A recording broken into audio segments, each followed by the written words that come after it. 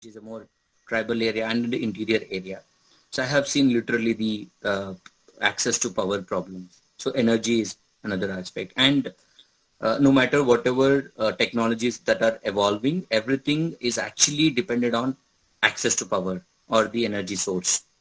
So that's a second aspect which we chose. And then the third aspect is along with the water waste management, which is again, so if we are able to work towards zero wastage, because that's how our ancestors used to do. At least I'm fortunate to witness three generations. So it's my grandfather and then father and then my term. A little great grandfather I was able to do from my mother's side and the father's side. But this at least this last three generations and interacting with them, I could able to understand that over a period of time our lifestyle has changed, and we started adding more and more wastage to our daily life or our lifestyles. So there we just figured out that okay, that is another area which we have to work. And then food and agriculture aspect. I figured out that my great grandfather was into farming, and from my grandfather time, they have given up the farming. So when I used to visit my hometown, there's still a small chunk of land still lying there, where other people are doing cultivation in that. So I figured out that okay, farming is something which I should get into, and there's a call from nature. I would say that environment and nature is something where I belongs to. I should get into that. So that was going on. While doing that, entrepreneurship is there right from my childhood, right? So that's where we thought, okay, I should also contribute in entrepreneurship development. So we have floated one with along with my friends. We have floated one platform called Thin Air. It is thin-air.in. So Thin Air is a incubation cum acceleration platform for startups. So we are working from last 4 years on that startup, and we are fortunate to interact with many startups right from the university level, campus level to the incubation and acceleration level. And I personally mentored many agri-tech startups. So the mentoring aspect is also going on, and the teaching is something which is close to my heart. So I'm teaching in universities. I'm also guest faculty in agriculture universities, ABM colleges, agribusiness management, ABM. So that's going on accordingly. And for all these to get going, there should be a bread and butter, right? So I earn my bread and butter from my activity, which is business consulting and brand consulting. Uh, that's how the all activities. It's like it's part and parcel of my life. That's how I feel like. So it's never a burden for me. Nice. That's how I could able to align. So when the alignment happened, it's like the way we breathe every day. It's like that only. So Nice. Well done. Well done. The next thing is, uh, I hear anytime I talk to my friends and relatives in India, they they say, hey, there is a lot of corruption, nothing can happen in India, and government rules are too complicated, government will not do anything, all kinds of these kind of questions come. And here you are doing so much, and you are even working with the government. So how are you doing that? yeah, that exists. The problem exists. Even I'm also one of the victim for that. So nobody is spared in for this actually. Not only in our country, it is there everywhere. It is world across. And whoever is making this comment from whichever developed countries, thanks to them, they are the ones who introduced this particular system. Okay. So that's why they are developed countries now. They chose this path of corruption to attain the development. And that's how they left it here. And then it is continued here and deeper. So one thing is very clear that whichever activity, wherever or whatever the size of, whatever magnitude, whatever scale you want to do, there are certain challenges that are there in every ecosystem, be it a government or a private or a corporate sector. there are challenges. So you can also consider it as an entry barrier, and then you have teething problems, and then you have a survival issues. So we just need to figure out these entry barriers. We have to figure out these teething issues, and then we have to iron them from time to time. See, complaining is very easy and very simple, and that's a human tendency. And everybody talks from the experience perspective. So whoever made the statement, they have certain experience, and out of that, they are making the statement. Even I went through, I also made those kind of statements in between. But later I figured out that, okay, this is something which is existing. It is like we entered into that zone where it is pre-existing. So we should learn how to mitigate with that. So you should, like, for example, if you are entering into waters, you will test the waters, isn't it? You will test the waters and then you slowly get into it. Okay. So it is same thing like that. So before you getting into something, you should test the waters. You should understand the ecosystem. You should understand the context. Understanding the ecosystem, understanding the key stakeholders in the ecosystem, and understanding the context and creating your own context very clearly are the most important things for anything. So I think these are the tools which I'm using, and that's how we can actually, survive, is what I feel. Thank you. Well done. Well done. Yeah. Thank you, sir, for attending this section and spending your valuable time with us. I just want to know about net house farming that you have implemented in West Africa, Nepal, and also in Iran. The net house farming, okay, when I said, I was talking about agriculture and the commercial agriculture, right? So there are many ways, like, what we do on the ground and open, right? That's called open field cultivation. So when you're doing open field cultivation, there are challenges in it. Like open field cultivation, the way, for example, you're going for a camping, let's say, very simple example, and trekking campaign or something, and you have a small ready-made thing, or where you just built that hut and you're staying there. Okay, if a strong wind blows, it can't withstand. Okay, rather if you have a container-based room, it can withstand for something. Similarly, when you're doing farming, when you're taking up commercial agriculture, which are like high value crops and high perishable crops kind of thing, there are certain challenges. Okay, like for example, the insect bite or the pest attack. Okay, these kind of things. So for that, this protected cultivation was introduced. Okay, as you all know that necessity is the mother of invention. Okay, so there are certain countries like Israel, okay, or Africa, where the environment was a challenge. So you have to do farming, but the environment is not supporting.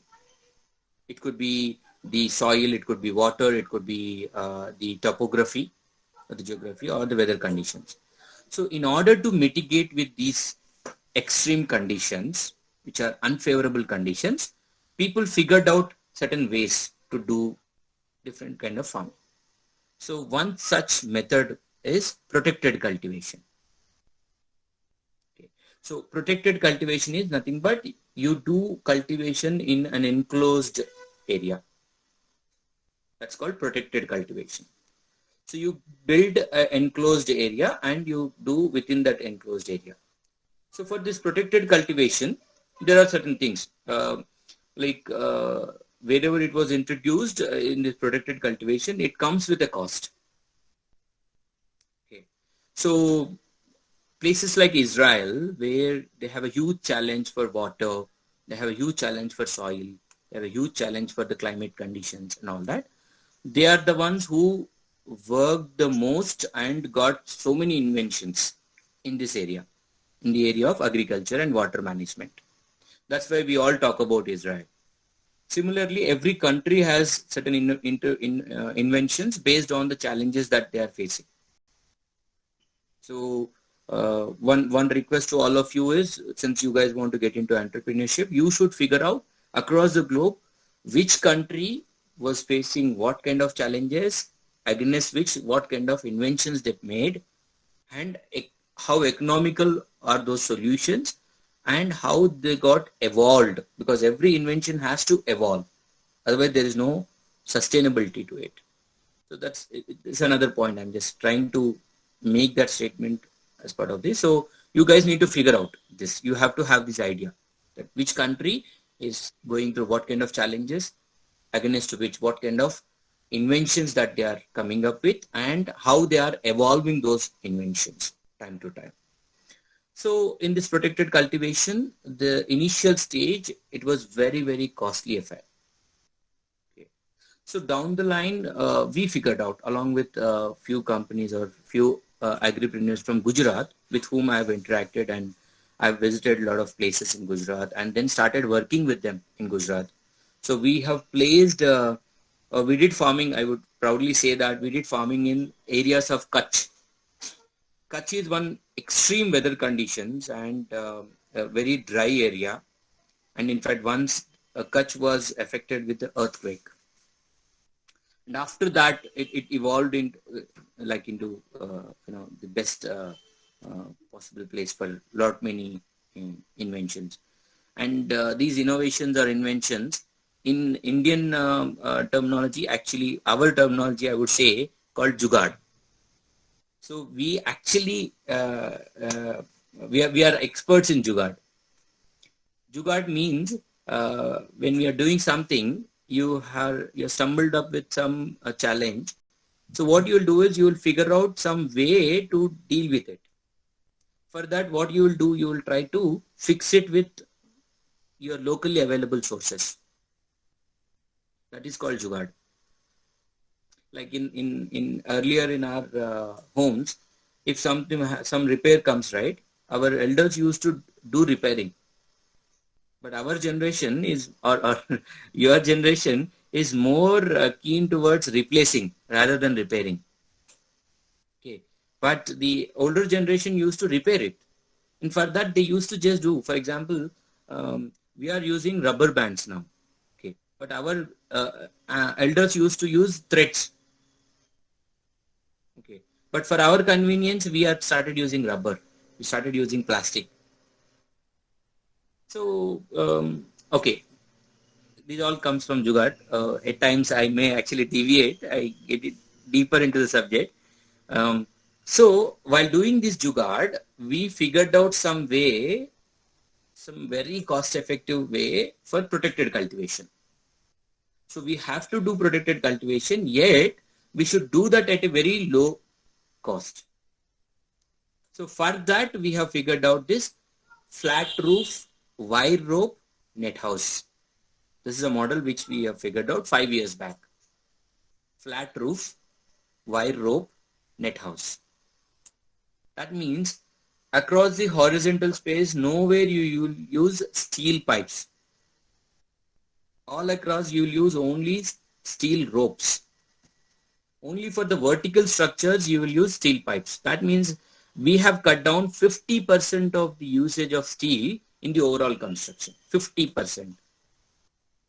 So that's how we could able to do this, and still these net houses could withstand a wind speed of 130 kilometers per hour.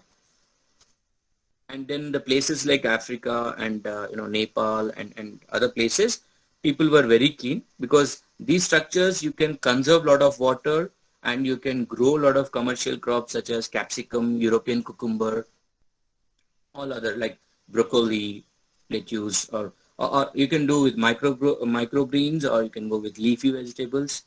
You can even do exotics such as strawberries and all that. So that's a very big subject. We can have one full session for net house farming, Madhu. Yes, sir. Thank you, sir. But was I able to clarify your doubt? Yes, sir. Okay. Yeah. Afsa, you had a question? Good morning, sir. Thank you for accepting our invitation. Your goals and achievements are inspirational. So my question was, what would your advice be for young entrepreneurs who want to make their business sustainable in the long run? Hafsa, you want to be an entrepreneur, right? Yes, sir. Okay. I might be. So you might be not. Either you will be or you'll not be. Okay. I'm You thinking might about be. it, sir. Okay. Yeah.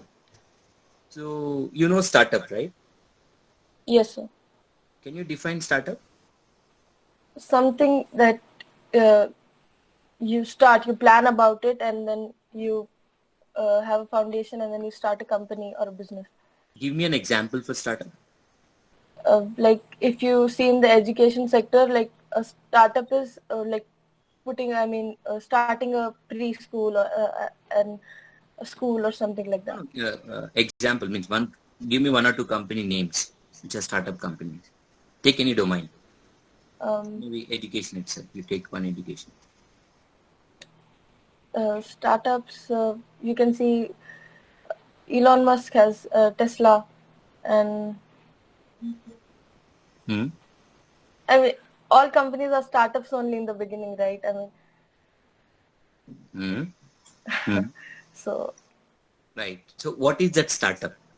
All companies are startup in the beginning. What is that startup? What is that element which actually over a period of time evolves and companies will do away with the tag called startup? So, like starting on a small scale and then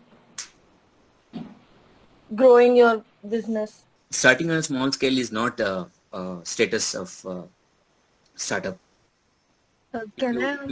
If you say that Tesla is not a small scale, or SpaceX is not a small scale. SpaceX is not a small scale. Do you think? No, it's not small scale. Then it's not the scale, it's the business model that defines the status of startup. Okay, what's your business model? That defines the status of startup. So one should evolve into a business model that actually creates or generates revenue, and that will start performing consistently. When it will start performing consistently, right, then you are no more a startup.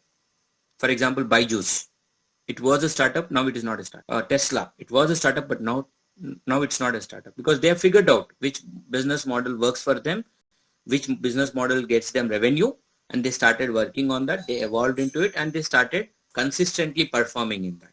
So where you are getting repeatedly business. So that repeat thing, when it happens, when the consistency that happens, you do away with the tag called startup. So my advice, or rather I will say my observation and experience is, one should figure out your business model in your startup, and then you should focus on that business model. You should put your efforts in terms of evolving in that business model, which will generate revenue for it, and you should make it repeatedly. The more iterations, the more number of times you do repeat business, right, the better you will get established. For that, one should actually work around a need. Like I said, you need to find the need and fill the need with your solution. It should be always need and solution, nothing else. Where is the need? Need is at your customer. So you need to understand who is your customer, what is their need, and how are you going to solve that. And while doing that, you have to figure out, okay, are there any existing players who are fulfilling that need? If so, how are they doing? How far they are able to achieve? How far they were successful? Okay, if they are successful, how they are successful? If they are failure, how they are failure? You need to figure out that, and then you have to get going with it. Got it? So this connection is more important, the need and your solution. If you miss out this connection and you just run around the bushes, right, there's no use. Hope this is clear, Hafsa. Yes, sir. Thank you. Shivani Akka, please ask your question. Good morning, sir. Thank you for coming, and it is going really well. We are going to know many things. So my question for you is, you are one of the most impactful green leaders. So how does it feels to be a green leader? Oh, that really, uh, that actually increases my responsibility and accountability. So when that kind of tag comes to me or a title comes to me, I feel that I need to be more cautious. I need to be more responsible. I'm more accountable now because the ecosystem is taking a notice of it, what I'm doing, and the stakeholders are, counting on my activities.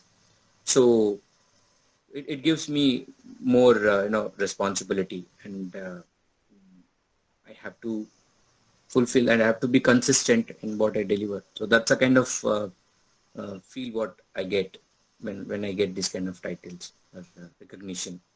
Yeah, but recognitions and rewards are very important and very essential in our thing, because that makes us get going. That makes us set the tone and revisit our goals, our plans, and then recheck. Are actually a kind of alarm or a kind of a reminders for us to recheck what we are doing, how we are doing, and how we can evolve into it. That's it. Thank you. Swapna, please ask your question. Good morning, sir, and thanks for attending the session. Yeah, very good morning, Swapna.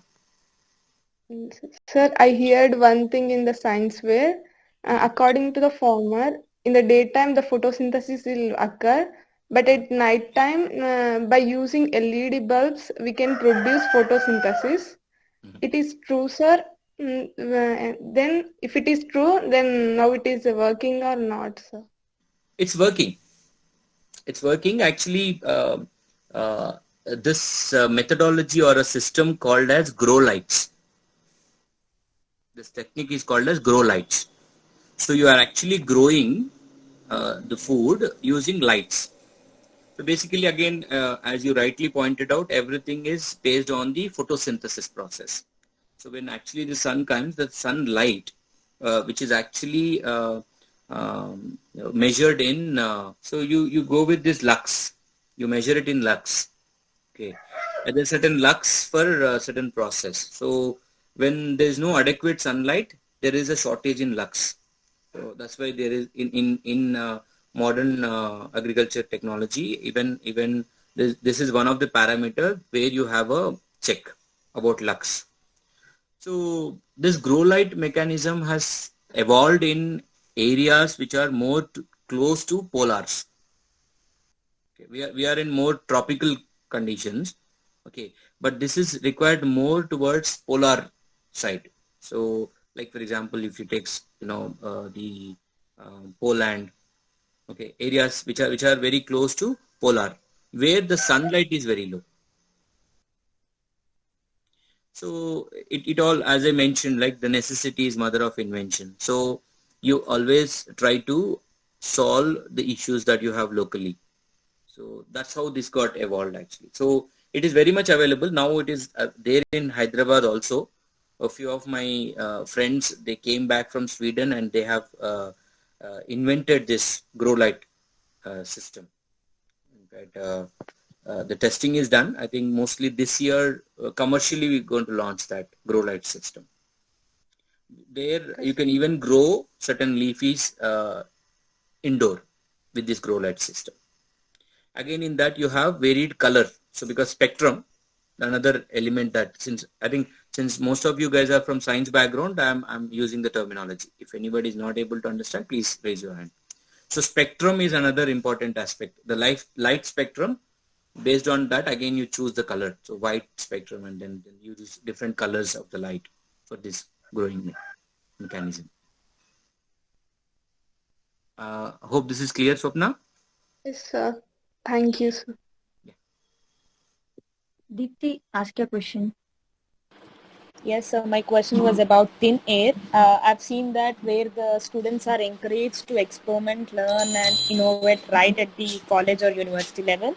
And I've also seen words like ambassador networking and mentorship networking.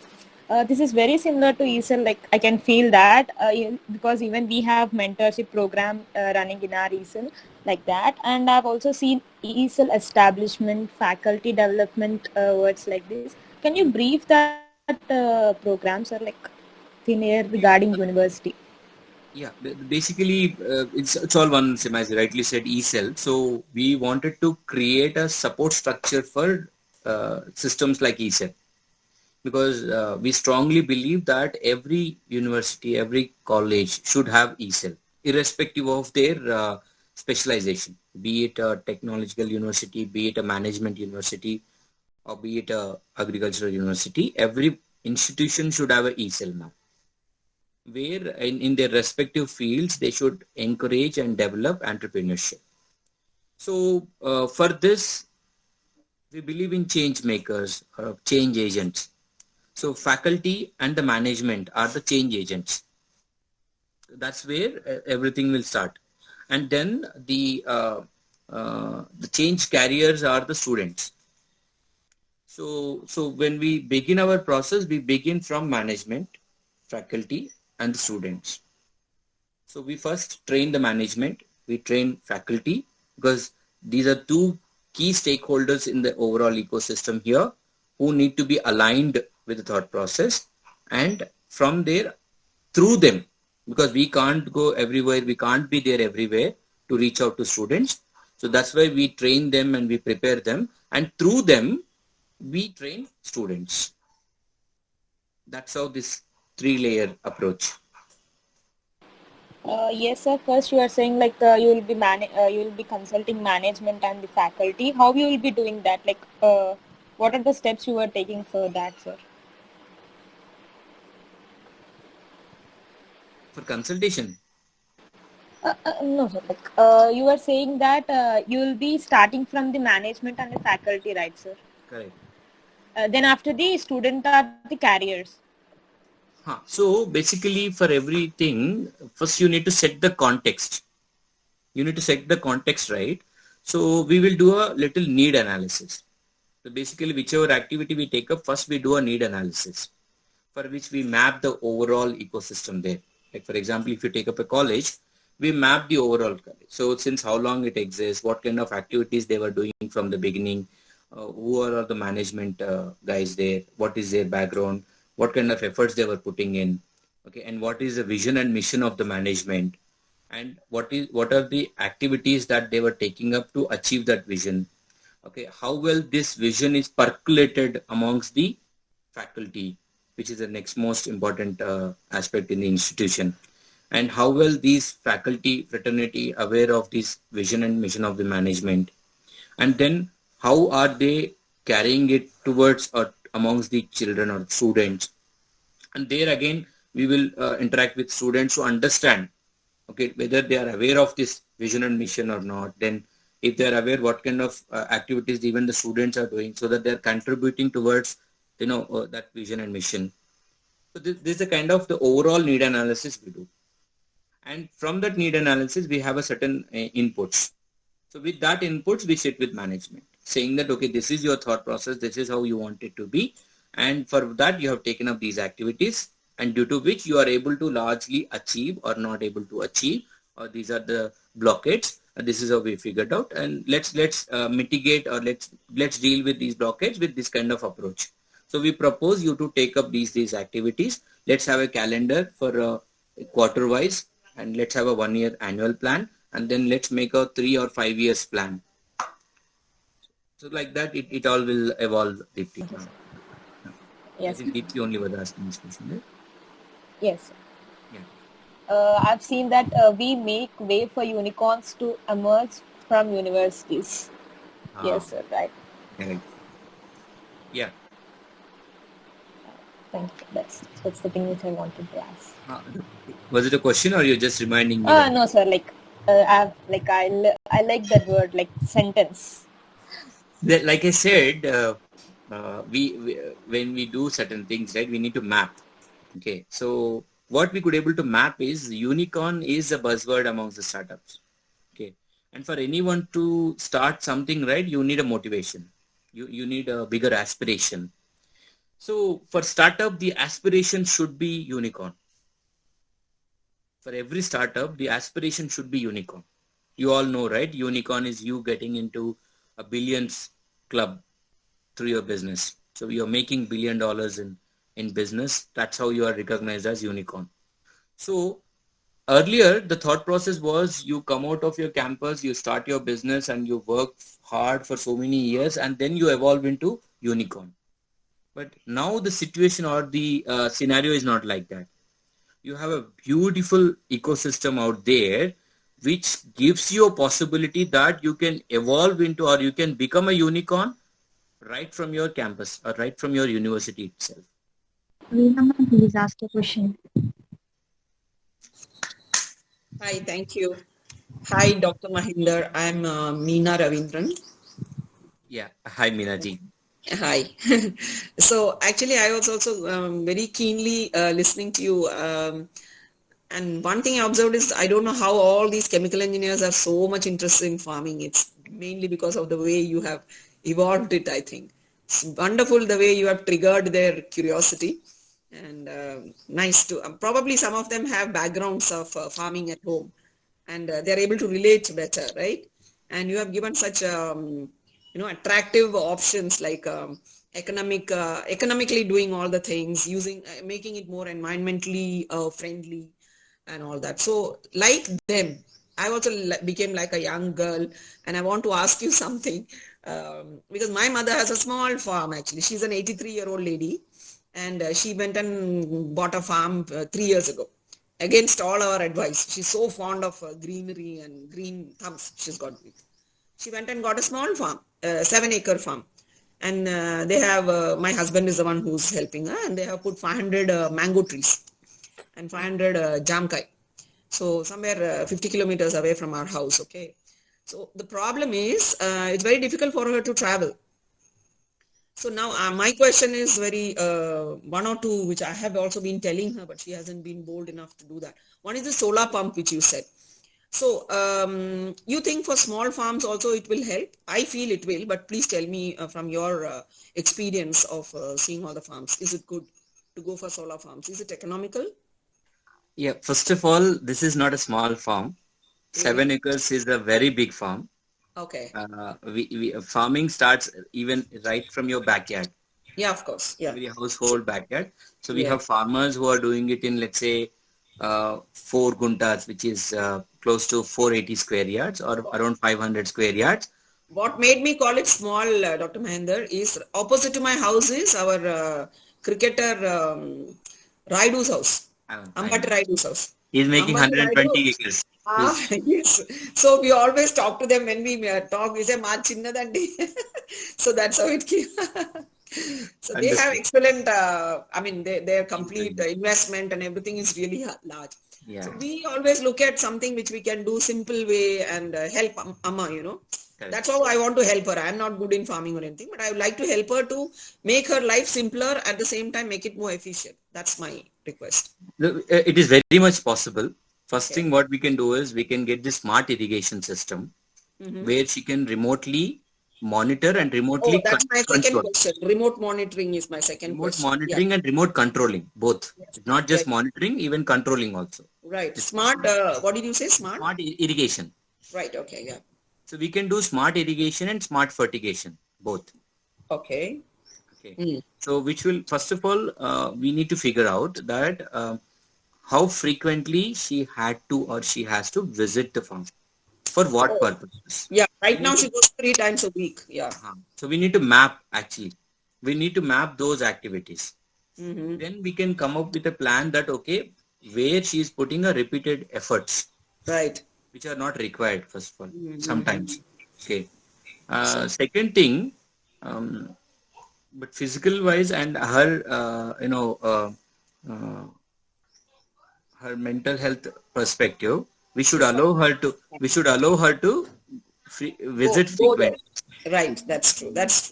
No, basically, I don't know if this is the right forum to talk to you. Maybe I should have one-to-one with you, but maybe some of these questions will help others also. That's why. Definitely it will help others also, because for me, this backyard kitchen, for me, the great inspiration comes from my grandmother. from my mama, I have learned about this Peredu. So that's how I've conceived a brand also. Very soon the activities will begin. It's called Me Peredu. So Me Peredu is all about Me Inta, Me Panta. Is a tagline, basically. So earlier we used to have all these leafies and then the fruits, everything in our backyard. So first of all, I should appreciate you agreed to your mother's wish. You have started this farming. That's a very blissful thing for her also, and I wish she should enjoy this thing at least for next 20 years, because the mango trees after I think 1.5 2 years she will start looking at those flowering and then the fruiting and all that. We can definitely help you in. Actually, she was more encouraged. My sister, Dr. Mahinder, she's a MSc Agriculture from APA, and in those days APAU, Andhra Pradesh Agricultural University. But of course, she's now in US and she's working for Monsanto. And she's a she's diversified into bioengineering and things like that. So basically, she's the one who stood with her. But the problem is implementation I have to do because they are all not here. I have to help my mother. So that's why I'm reaching out to people like you. So maybe I will talk to you one-to-one. But what smart irrigation and smart fertigation, right? Correct. I think that's a very attractive thing for people like elderly people like my mother. And it will come in a very economical way. That's what I want to ask you. If you have done, then definitely I would like to interact with you and actually show her. Because many times I find it very difficult to convince her about my latest technologies and things which I would like to do, That happens because there are 3 elements that we need to keep in mind. Whenever, I think this is applicable or this is useful for all of you, please make a note of it. Whenever we are trying to introduce a new technology to certain person, be it an elderly or younger person, they are either receptive to it or they are rejecting to it based on the way they understand about the technology, how easily they can adapt to the technology, and how well they can maintain the technology without any intervention, without any support from a third person. And how affordable and available is the technology. Only on these parameters someone will accept or reject our proposal for a new technology. So we figured out that, and we are working in this domain from last 5 years. So we'll give you those details on smart irrigation and smart fertigation, which I'm sure she will accept. So expect my knocking on your door. Please. I'll be waiting for that. Thank you. Thank you. Chandanana, please ask your question. Okay. First of all, good morning, sir. Very good morning. Thank you for addressing for so a long time. My simple question is, basically, farmers do not accept new technologies which are going on until unless it becomes a most commercial model. So what are the best two measures that you have taken to transform these new technologies to the farmers? As I just mentioned, the adaptability, availability, and affordability. So these 3 elements are very important for any new technology to penetrate. So your acceptance or rejections happen based on these 3 elements. So we need to ensure that how much ever great technology that you have conceived or you have invented, that should be easily adaptable to a layman, even to that applicable for all the communities, including farming community. And you should make it available. You should not, there's a great technology, but it is not available, then there's no use of it. And then the third important aspect is you need to figure out the ways to make it affordable. That's a very big challenge because we spend a lot to develop the technology. How can we make it affordable? So when I'm saying affordable, we need to figure, there are many ways now actually, which we are doing. So for example, the SAS model, the VAS model, all these are actually to make it affordable. Thank you, sir. And you asked me about the examples, right? Like for example, we have made this cold storage thing, right? Actually, the solar cold storage, which is very, very a high cost thing. So what we have done, we have started giving them or deploying them on a rental basis. So pay-per-use model. And then with that, what happens, it becomes affordable. When they start using it and when they start making money, when they got confidence, they started purchasing it because they know that this can yield greater value if they own it.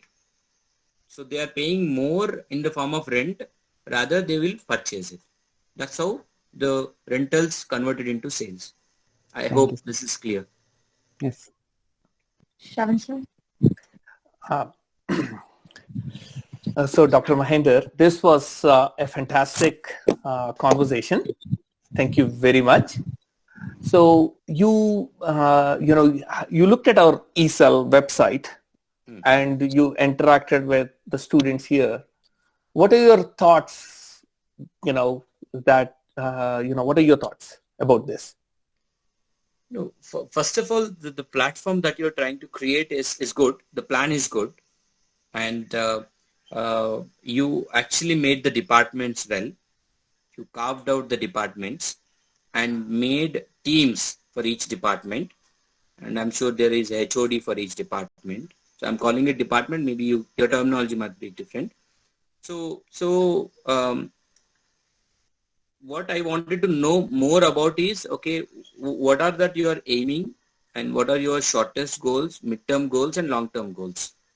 So based on vis-a-vis, what kind of plan of action you have conceived to achieve these short-term, midterm and long-term goals, and how each team is working towards it.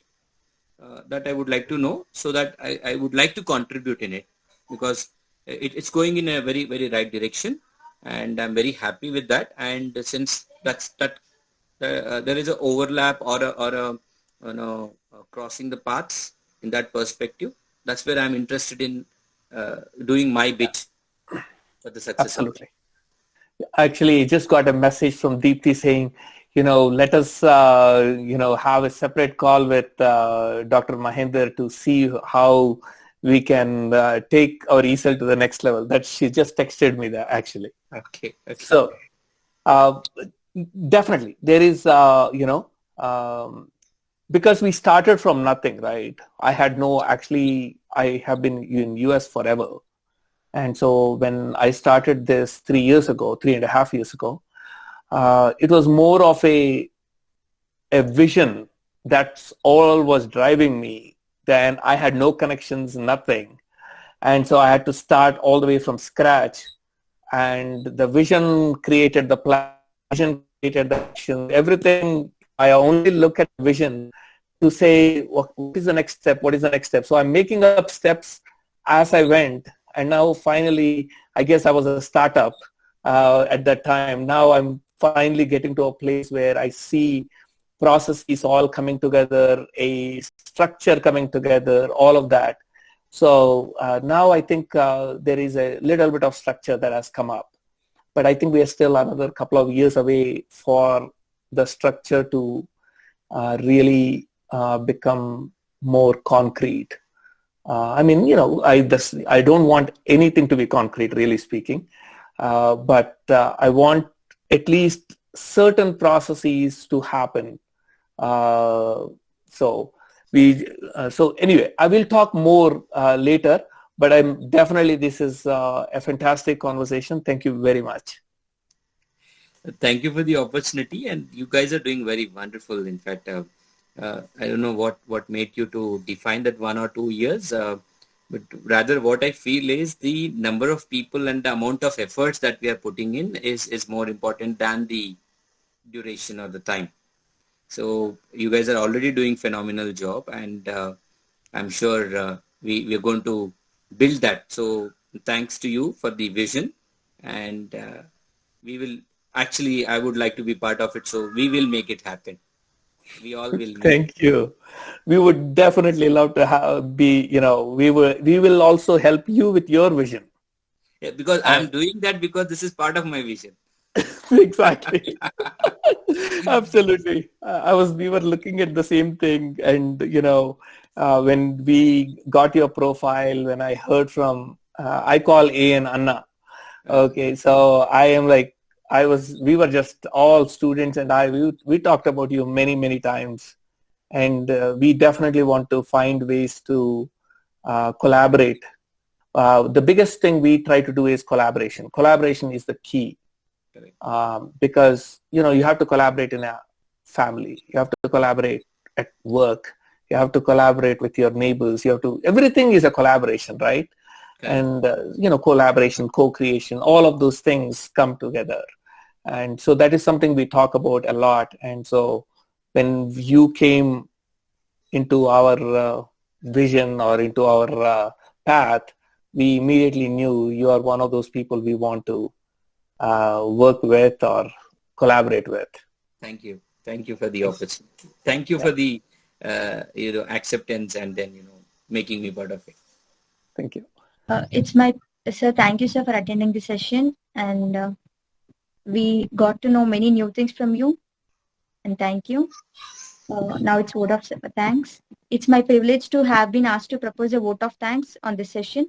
On behalf of ESL, I mention a deep sense of appreciation for Dr. Mahinda Kondaparakala sir for attending the session and giving us a talk.